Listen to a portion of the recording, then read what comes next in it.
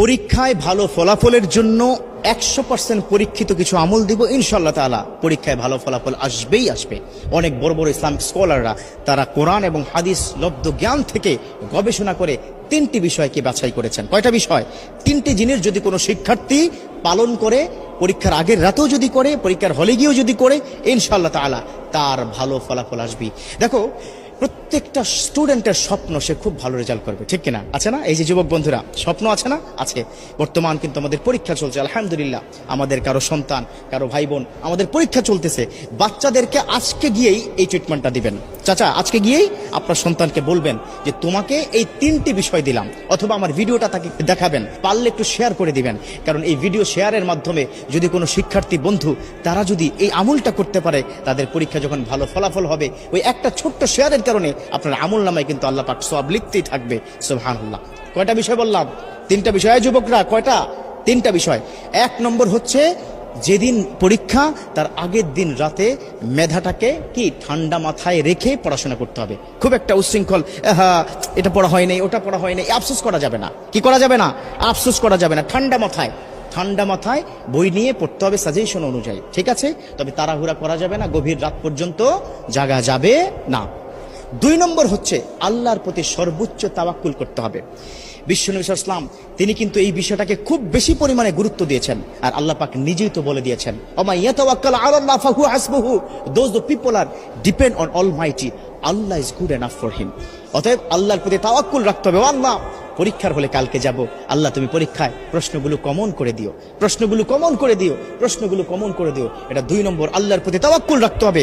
আল্লাহর কাছে চাইলে আল্লাহ ফেরত দেন না। উদউনি আস্তাজিব লাকুম, আল্লাহ পাক নিজে বলে দিয়েছেন, ও আমার বান্দারা, ও আমার গোলাম, ও শিক্ষার্থীরা, আমাকে বলো, তোমার সমস্যার সমাধান করে দিব, তোমার ডাকে আমি সাড়া দিব। সুবহানাল্লাহ। চাইবেন কার কাছে? আল্লাহর কাছে। আজকে গিয়ে সন্তানকে বুঝাবেন, বাবা পড়াশোনা যাই করো না কেন, তাওয়াক্কুল করবে কার উপর? আল্লাহর উপর। 3 নম্বর, এই 3 নম্বরটা একটু লম্বা, বাট এই আমলটা কিন্তু করতে হবে। 3 নম্বর আমলটা হচ্ছে, তুমি যখন পড়তে বসবে তখন রব্বি জিদনি ইলমা এটা পড়বে। রব্বি ইয়াসসির ওয়ালা তুআসসির ওয়া তাম্মিম আলাইনা বিল খায়র, কোরআনের কিন্তু আয়াত। এটা 2 সূরা থেকে 2টো আয়াত সংমিশ্রণ করে অনেক আল্লাহর ওলিরা তাদের যারা অনুসারী তাদেরকে বলেছেন যে এই 2টো আয়াত যদি কোনো সন্তান পড়তে থাকে, তিনি যা পড়বেন দ্রুত মুখস্থ হবে এবং সেটা মাথায় থাকবে। কথা ক্লিয়ার? রব্বি জিদনি ইলমা রব্বি ইয়াসসির ওয়ালা তুআসসির ওয়া তাম্মিম আলাইনা বিল খায়র, এটা পড়তে হবে পড়ার আগেই। এবং সকালবেলা ঘুম থেকে উঠে মেন্টালি ফ্রি থেকে একদম ফ্রেশ হয়ে উজু করে তারপরে যা কিছু প্রয়োজন পরীক্ষার হলে যাওয়ার জন্য সেগুলো হাতে নিয়ে বিসমিল্লাহি তাওয়াক্কালতু আলাল্লাহ বলে কিন্তু ঘর থেকে বের হতে হবে।